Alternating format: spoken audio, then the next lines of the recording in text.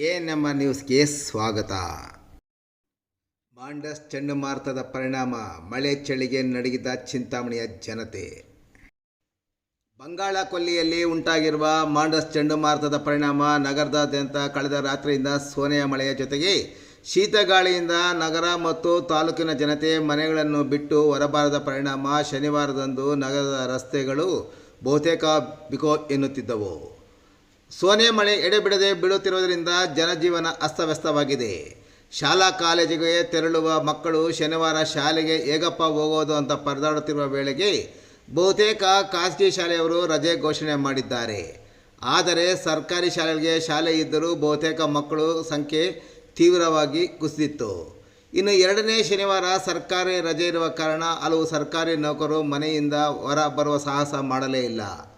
ಇನ್ನು ಇತರೆ ನೌಕರರು ಸೋನೆ ಮಳೆ ಮತ್ತು ಚಳಿಯಲ್ಲಿ ಕಚೇರಿಗಳಿಗೆ ತೆರಳುತ್ತಿರುವುದು ಗೋಚರಿಸಿತು. ಇನ್ನು ಚಳಿಗೆ ತಾಳದೆ ಜನರು ಸ್ವೆಟರ್ ಜರ್ಕಿನ್ಗಳು ಮೊರೆ ಹೋದರು. ತಾಲೂಕಿನ ಪ್ರಮುಖ ಬೆಳೆ ರಾಗಿ ಬಹುತೇಕ ತೆನೆ ಕಟಾವಾಗಿದ್ದು, ಟೊಮೆಟೊ ಸೇರಿ ಇತರೆ ತೋಟಗಾರಿಕೆ ಬೆಳೆಗಳು ಹೆಚ್ಚಿನ ಪ್ರಮಾಣದಲ್ಲಿ ಇಲ್ಲದೆ ಇರುವುದರಿಂದ ಬೆಳೆಗಳಿಗೆ ಹಾನಿಯಾಗಿಲ್ಲ. ಆದರೆ ಬರುತ್ತಿರುವ ಹಲವು ತರಕಾರಿ ಬೆಳೆಗಳಿಗೆ ಸೋನೆ ಮಳೆ ಮೋಡ ಮಸಗಿದ ವಾತಾವರಣ ಇರುವುದರಿಂದ ಕೀಟದ ಬಾಧೆ ಬೇರೆ ರೋಗಗಳು ಕಾಡಲಿದೆ ಎಂಬುದು ಕೃಷಿ ತಜ್ಞರ ಅಭಿಪ್ರಾಯ ಸಹ ಆಗಿದೆ. ಇನ್ನು ಚಂಡಮಾರುತ ಎಫೆಕ್ಟ್ ಭಾನುವಾರವೂ ಮುಂದುವರಿಯುವುದರಿಂದ ಜನಜೀವನದ ಮೇಲೆ ತೀವ್ರ ಪರಿಣಾಮ ಬೀರಲಿದ್ದು, ನಾಳೆ ನಡೆಯುವ ಭಾನುವಾರದ ಜಾನುವಾರು ಸಂತೆ, ದವಸ ಧಾನ್ಯದ ಸಂತೆಯ ಮೇಲೂ ಸಹ ಪರಿಣಾಮ ಬೀರಲಿದೆ.